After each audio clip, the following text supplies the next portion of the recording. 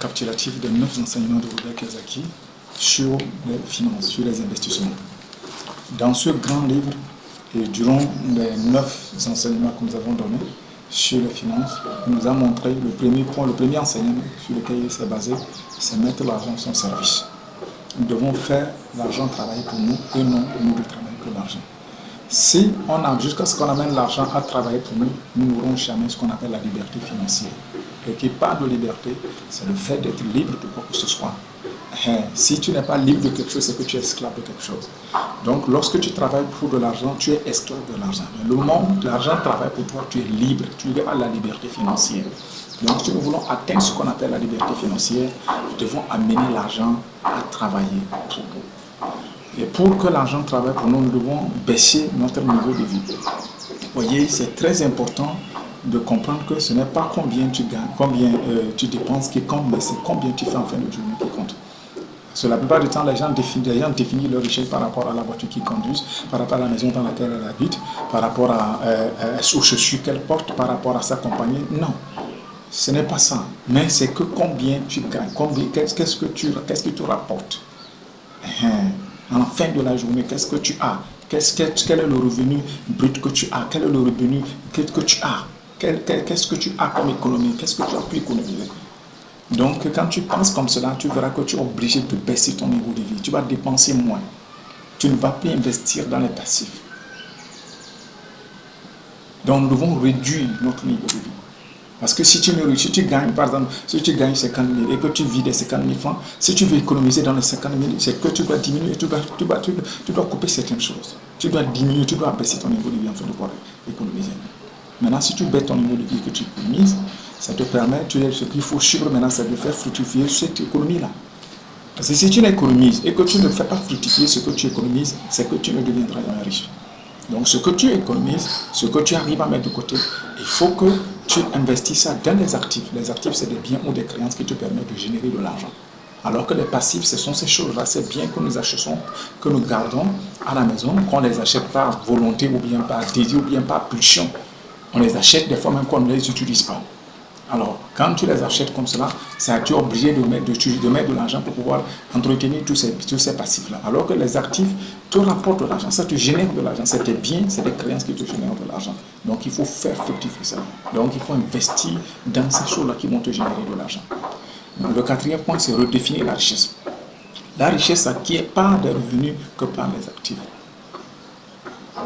Que produisent les actifs. Donc, la richesse, pour que tu deviennes riche, tu dois comprendre que là, on ne devient riche que par le revenu que produisent les actifs. Ce n'est pas combien, ce n'est pas de ce que tu gagnes, par salaire, non. Mais seulement on devient riche que par les revenus que produisent les actifs. C'est les actifs qui deviennent riches. C'est nos investissements qui nous donnent la richesse. Donc, si on n'a pas encore cette compréhension, si on n'a pas encore développé cette mentalité dans le cadre de la richesse, c'est qu'on n'a pas encore prêt à devenir riche. On n'est pas encore prêt à s'aventurer sur la voie de la richesse. Tout ce qu'on va vouloir faire, pour pouvoir atteindre la richesse, ce n'est qu'une perte de temps.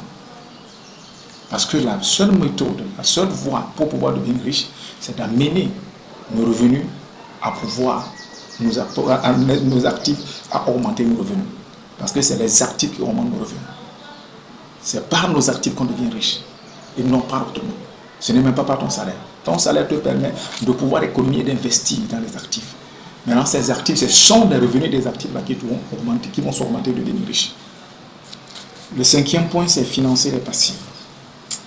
Voilà, les actifs devraient s'occuper de financer les passifs. Par exemple, la dernière fois, dans la vidéo, je vous ai dit que si je vais acheter une voiture de 50 millions aujourd'hui et que je n'ai que 50 millions dans mon compte bancaire, alors si je prends les 50 millions pour acheter une voiture de 50 millions, c'est que je suis fait pour demeurer dans la pauvreté et même un jour vendre cette voiture-là. Je suis obligé de vendre cette voiture parce que cette voiture va demander beaucoup. Et les 50 millions sont partis et ça ne reviendra plus jamais. Donc je suis allé enrichir le producteur. Et moi je me suis appauvri parce que les 50 millions que j'ai emmagasinés, que j'ai économisés pendant des mois, pendant des années, ces 50 millions vont en une journée. Partent en une journée. Mais par contre, si je veux fonctionner dans l'économie, si je veux développer mon économie, qu'est-ce que je dois faire? Je dois prendre 5 millions de ces 50 millions ils vont me rester 45 millions. Les 5 millions, j'achète une voiture qui est maniable, une voiture que je peux gérer. et je prends les 45 millions pour investir dans un actif. Et je fructifie cet actif-là, je multiplie cet actif-là, et j'entretiens cet actif-là jusqu'à ce que cet actif me régénère des revenus qui me permettent de me payer cette même voiture de 45 millions sans maintenant passer par la banque, mais juste des revenus des actifs que j'ai emmagasinés. Donc c'est là ce que nous disons que nos actifs devraient financer nos passifs. Ça c'est très important. Et le sixième point, c'est développer son intelligence financière. Et ça, c'est un sujet fondamental, très important. Il faut développer son intelligence financière. Il faut avoir sa propre comptabilité. Il faut maîtriser sa propre comptabilité. Il faut avoir les informations nécessaires. Mais on dit que l'ignorance tue plus que toute autre chose. La Bible dit que mon peuple périt à faute de connaissance. La Bible dit que vous connaîtrez la vérité et elle vous affranchira. Donc la connaissance vous affranchit, la connaissance vous libère. La connaissance vous guérit, vous donne la liberté, vous donne la supériorité. La connaissance vous garantit la puissance. Donc quand on ignore quelque chose, on ne peut pas avancer. Donc il est très important, si on veut s'aventurer dans les affaires, de développer son intelligence financière sur les comptabilités, sur les investissements, savoir où investir, comment investir, et savoir qu'est-ce qui se passe dans chaque investissement. Par exemple, si je veux m'aventurer dans l'immobilier, il faut que j'ai toutes les informations, les contours sur les risques, les méthodes, les risques et les avantages. Ça, c'est très important. Je ne peux pas, parce que j'ai 50 millions ou bien j'ai 500 millions, que je vais dire que je vais commencer par construire. Tu ne sais pas ce que ça donne. Tu n'as pas les informations nécessaires. Tu ne sais pas quand ça commence, comment il faut terminer, comment il faut louer, tu ne comprends pas. Et ça, quand tu n'as pas ces informations-là, tu manques de l'information. Ton intelligence financière est limitée. Par conséquent, tu ne vas pas réussir dans ce domaine. Pour voir cela, il faut avoir une information, il faut avoir des connaissances sur les marchés. Les marchés, la fiscalité, c'est très important. Et si vous ne connaissez pas, les gens vont vous tuer, les gens vont vous baiser. Parce que ce monde est tellement cruel que lorsqu'on constate que tu manques de la connaissance, tu manques de l'information, on va te baiser. C'est un monde sans pitié. C'est un monde où tout le monde court vers le gain. Et il n'y a même plus de sentiments. Il faut faire attention. Donc, aller à l'ignorance ou bien permettre l'ignorance de dominer notre vie, c'est courir dans notre propre péril. Maintenant, le septième point, c'est être audacieux. L'audace est vraiment, c'est un outil fondamental, c'est un outil à ne jamais laisser tomber dans les investissements. Il faut être audacieux pour prendre 50 millions, 500 millions pour investir dans un domaine dont tu ne vois même pas la suite, dont tu n'es même pas sûr, parce que c'est un risque. Tout investissement est un risque.